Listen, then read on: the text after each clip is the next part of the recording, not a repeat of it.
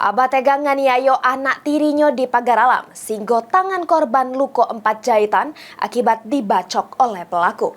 Polisi yang sudah melakukan penyelidikan serta nerbit ke DPO terhadap pelaku.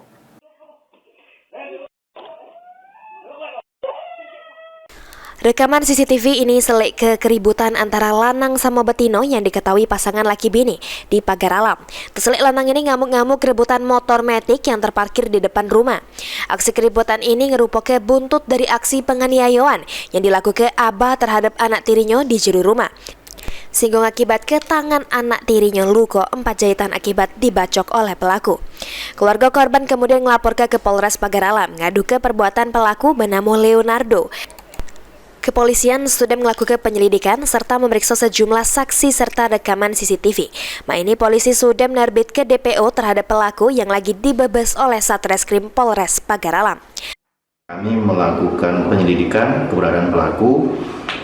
Beberapa hari ini telah kami lakukan upaya penangkapan, namun diduga tersangka telah melarikan diri.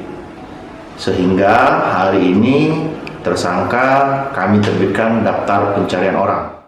Polisi juga menghimbau ke pelaku untuk menyerahkan diri ke Mapolres Pagar Alam aman tidak galak dienjuk tindakan tegas oleh polisi. Mulyadi, PAL TV.